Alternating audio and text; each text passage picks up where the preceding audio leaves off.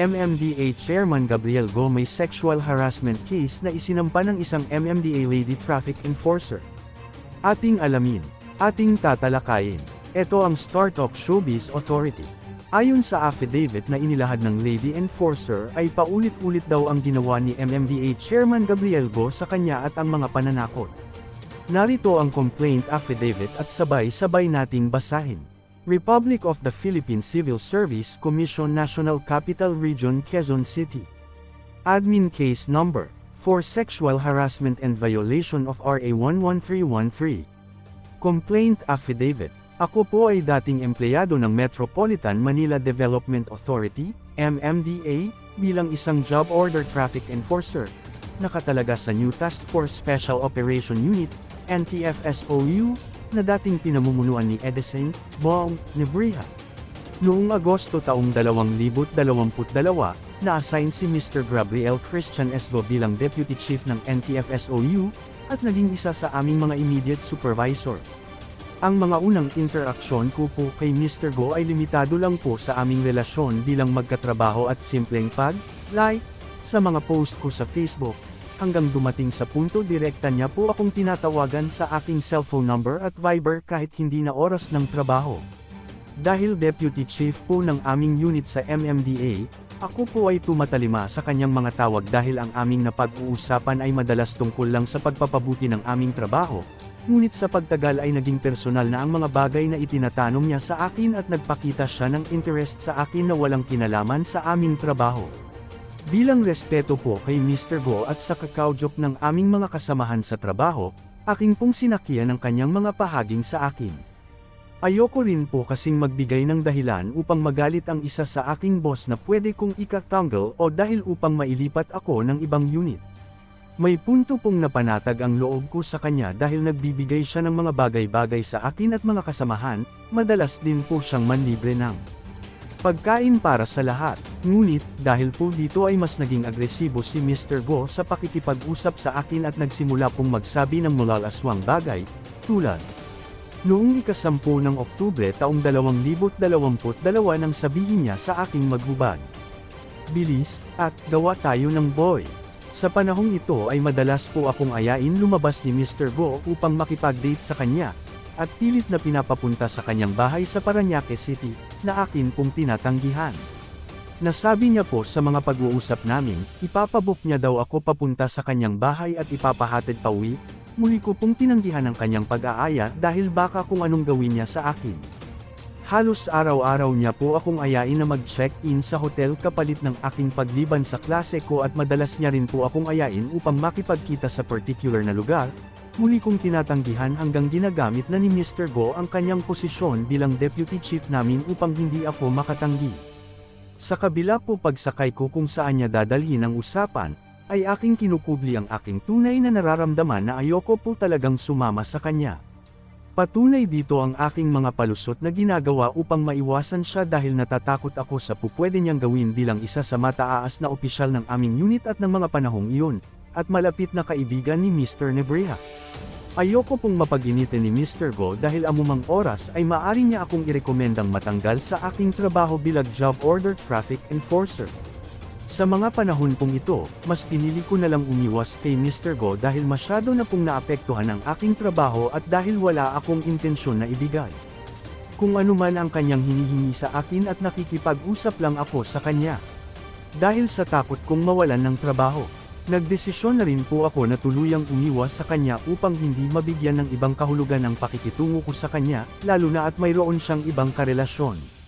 Nang napansin ni Mr. Go na ako ay umiiwas na sa kanya, ginamit niya ang kanyang posisyon upang ako ay piliting sumunod sa kanyang gusto. Ako po ay lubos na natatakot at hindi malaman ang gagawin. Katunayan ay kinausap ko po ang isa naming kasamahan na si Miss Judith Bar Andino upang gawing dahilan para hindi niya ako maayang lumabas. Umabot po sa panahong ikinikimkim ko na lang po ang takot ko kay Mr. Go sa mga pwede niyang gawin laban sa isang pobreng empleyadong katulad ko.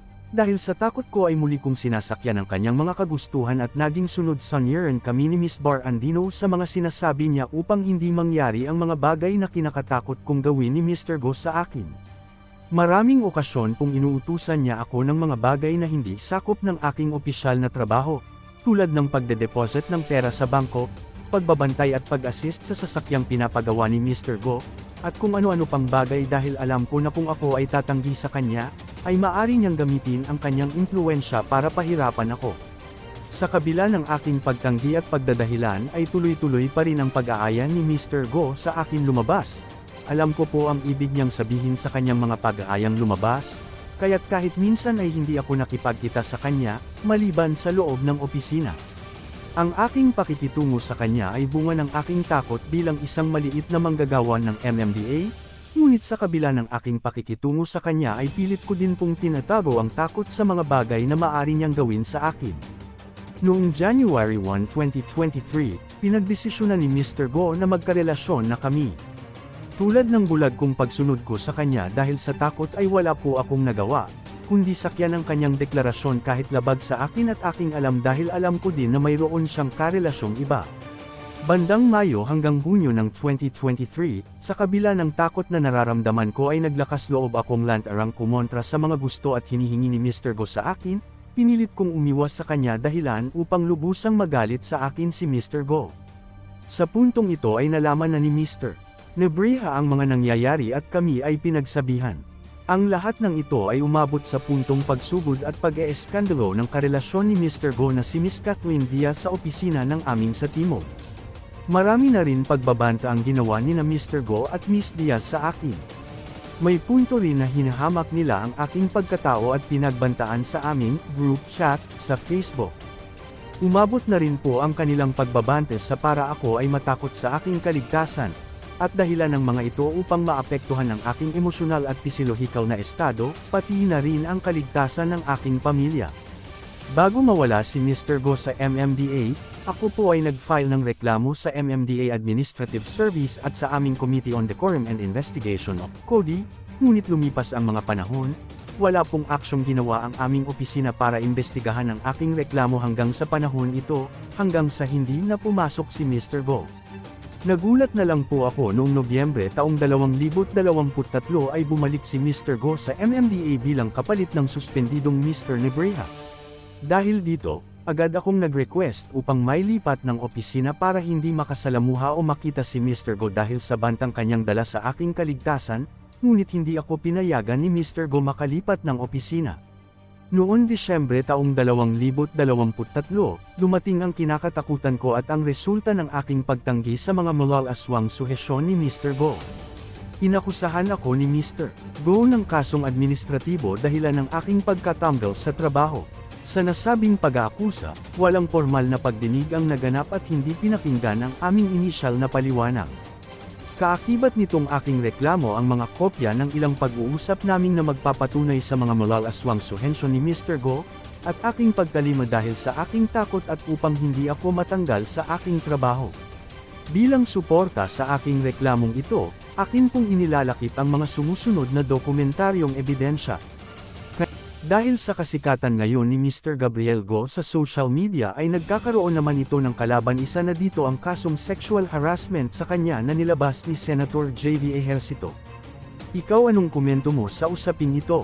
Please like, comment and subscribe for more videos upload. Thank you and God bless.